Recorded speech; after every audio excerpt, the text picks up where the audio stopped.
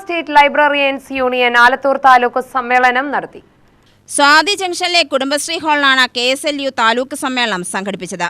Library council ജില്ലാ secretary KN Sukumaran ഉദ്ഘാടനം ചെയ്തു. കേരളത്തിലെ ഏറ്റവും വലിയൊരു സാംസ്കാരിക സ്ഥാപനമായി ലൈബ്രറി കൗൺസിൽ മാറിയിട്ടുണ്ട്.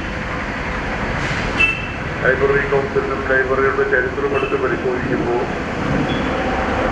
കേരളത്തിൻ്റെ സാമൂഹ്യ വളർച്ചയിൽ വലിയ പങ്കാണ് ലൈബ്രറികൾ നിർവഹിച്ചത്.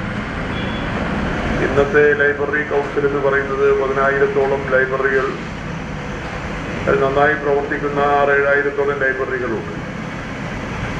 മറ്റ് ഇന്ത്യൻ സംസ്ഥാനങ്ങളെ അപേക്ഷിച്ചാൽ ലൈബ്രറികളുടെ എണ്ണത്തിൽ മഹാരാഷ്ട്ര നമ്മളെ കടത്തിവിട്ടുമെങ്കിൽ പോലും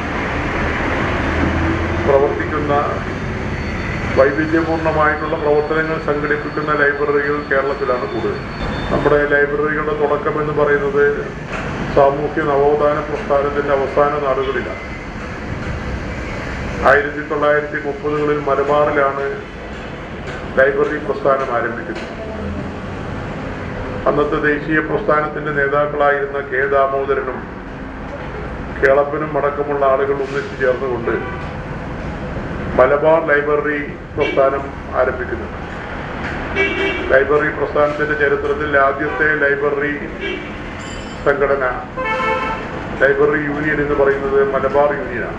മികച്ച ലൈബ്രറിയൻ, ജനപ്രതിനിധികൾ എന്നിവരെ ചടങ്ങിൽ ആദരിച്ചു. E. മജീദ് അധ്യക്ഷനായി. V. ബാലകൃഷ്ണൻ അനുശോചന പ്രമേയവും VR സലിൻ റിപ്പോർട്ടും TC രാധ സംഘടനാ റിപ്പോർട്ടും അവതരിപ്പിച്ചു.